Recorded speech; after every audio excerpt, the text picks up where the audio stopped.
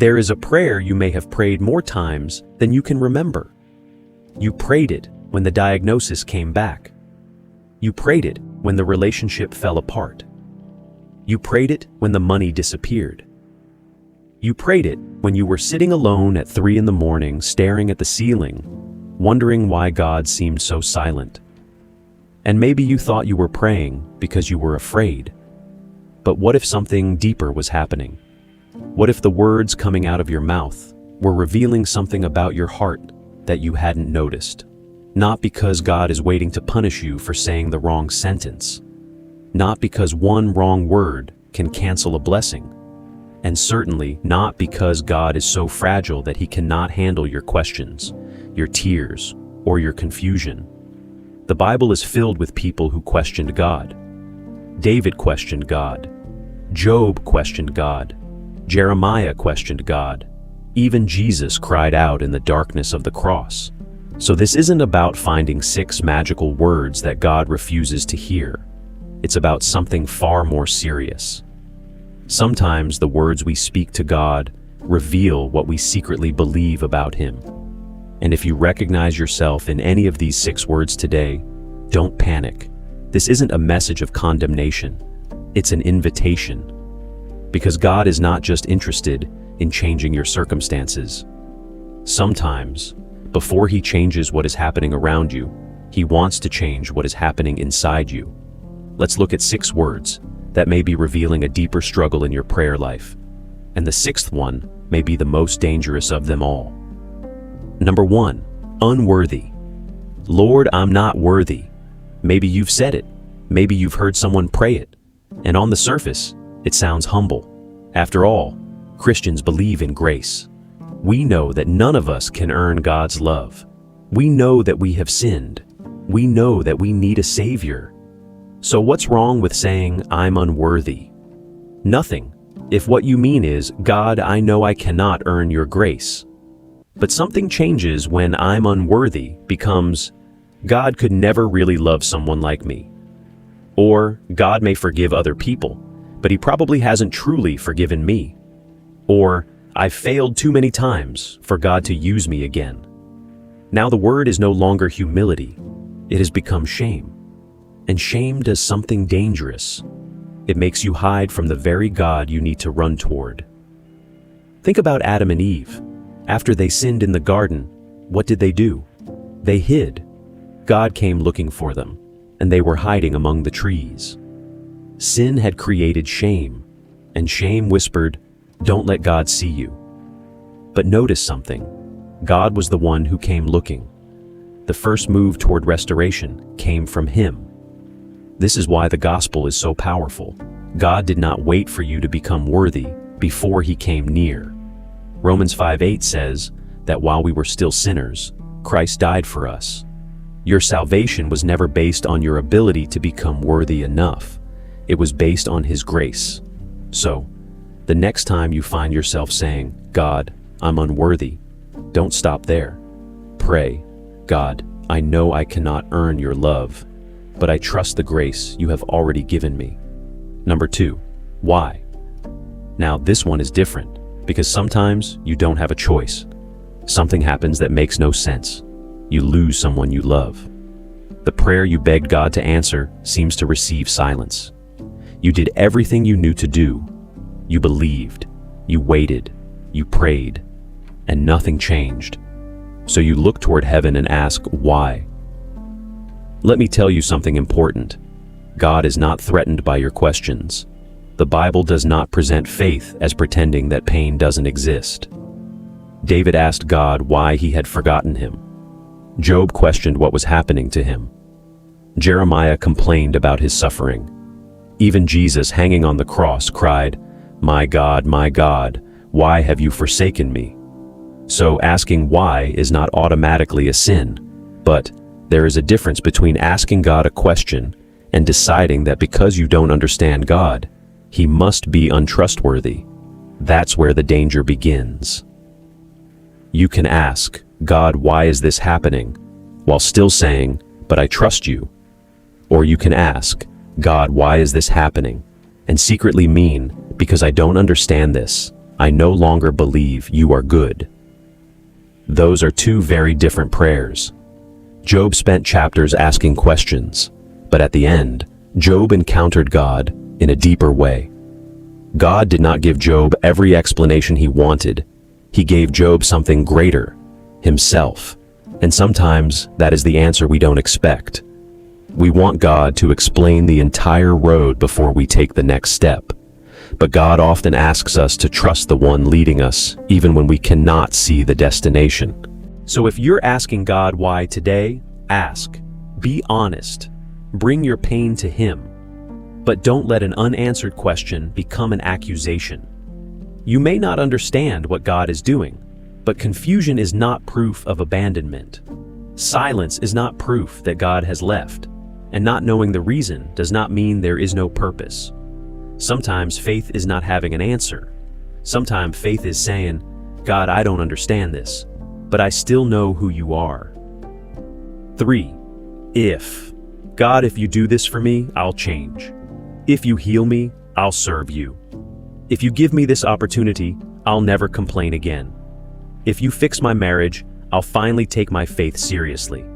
If you get me out of this mess, I promise I'll do whatever you want. Have you ever prayed something like that? There's something very human about it. When we're desperate, we want to make a deal. We want certainty. We want control. We want to know that if we give God something, He will give us what we want in return. But God is not a vending machine. You don't put obedience into the machine and receive a miracle. You don't bargain your way into God's favor, and you don't need to manipulate God into loving you. The danger of conditional prayer is that it can reveal a transactional relationship with God. I'll obey if you give me what I want. I'll trust if you prove yourself first. I'll surrender if you guarantee the outcome. But genuine faith works differently. It says, "Even if you don't answer the way I want, I will still trust you." Think about Shadrach, Meshach, and Abednego. They were facing a fiery furnace, and they believed God could save them. But listen to what they said. They essentially declared, "Our God is able to deliver us. But even if He does not, we will not bow." That is one of the most powerful expressions of faith in Scripture. They believed God could, but their faith was not dependent on God doing exactly what they wanted. That's the difference between faith and bargaining. Faith says, "God, I trust you with the outcome." Bargaining says, "God, I'll trust you if you give me the outcome I want." So instead of praying, "God, if you do this, then I'll follow you," try, "God, whatever you do, teach me to remain faithful." That's a completely different prayer. 4. Weak. There is a sentence many Christians repeat when they are struggling with the same thing over and over. God knows I'm weak. And yes, He does. God knows your weakness better than you do. He knows your temptations. He knows your history. He knows the wounds that shaped you. He knows the battles you fight in secret. But here is the question. Are you admitting your weakness so God can strengthen you? Or are you using your weakness as a reason to stop fighting? Those are two very different things. Paul wrote about his weakness, but he didn't use weakness as an excuse to remain unchanged. He brought it to God. He depended on grace. He kept moving forward. Grace is not God saying, "It's okay. Stay exactly where you are forever." Grace is God saying, "You cannot save yourself, so let me transform you." There are things you may not be strong enough to overcome by yourself. That's true, but that is precisely why you need God. Maybe your prayer has been, "God, I'm just weak." Try changing it to, "God, I am weak, but I refuse to believe that my weakness is stronger than your grace." You don't have to pretend you're strong. You just have to stop believing that your weakness gets the final word. 5. Impossible. There are moments when the word impossible is absolutely true. The doctor says there is no treatment left. The debt is too large. The relationship is beyond repair. The opportunity is gone. The door has closed. and you look at the situation and say, "This is impossible." But here is where we have to be careful. Sometimes impossible is an honest description of the situation. Other times, we use impossible to make a decision before God has finished writing the story. The Bible is full of impossible situations. Abraham and Sarah were too old to have the promised child. The Israelites were trapped between an army and a sea. David was facing a giant with no human advantage. Lazarus was dead, not sick, not getting worse, dead. And yet Jesus walked to the tomb. Martha thought the story was over. Jesus knew it wasn't. Now, does that mean every impossible situation will end with the miracle we want? No, and we have to be honest about that. Faith is not pretending that every prayer will be answered exactly as we request. Faith is believing that God is still God when the answer is no. But here's what faith refuses to do. It refuses to declare the ending before God has finished the story. You may say, "This looks impossible," but don't confuse "this is impossible for me" with "this is impossible for God." Those are not the same sentence. Your strength has limits. Your resources have limits. Your understanding has limits. God does not. So when you face something impossible, don't deny reality.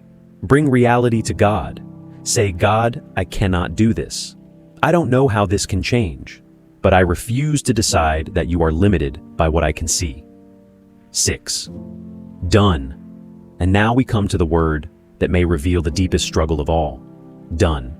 I'm done praying. I'm done believing. I'm done hoping. I'm done waiting. I'm done. Sometimes those words are necessary. Sometimes you need to say, "I'm done with this sinful habit. I'm done allowing this person to abuse me. I'm done returning to the thing God called me out of." There is a holy kind of done, but there is another kind, the kind that comes from despair, the kind that says nothing will ever change. God isn't listening. There's no point praying anymore. I've waited long enough. And that kind of done can quietly become surrender, not to God, but to hopelessness. Think about Elijah. After one of the greatest victories of his life, Elijah collapsed under a tree and essentially told God, "I've had enough." He was exhausted. He was afraid. He wanted to die. And what did God do? God did not condemn him. God did not say, "How dare you feel this way?" God met him in his exhaustion. God gave him rest. God gave him food. God spoke to him. And then God gave him another assignment. That is important, because sometimes what you call the end of your story is simply the end of your strength. You are not necessarily finished. You may just be exhausted. You may not need a new miracle. You may need rest. You may need someone to pray with you. You may need to step away from the noise. You may need to let God restore you before you try to carry everything again. So if you've been saying, "God, I'm done," maybe today your prayer needs to change. Not to, "I'm strong enough," but to, "God, I don't have anything left, so I am putting what remains in your hands." That is not weakness. That is surrender.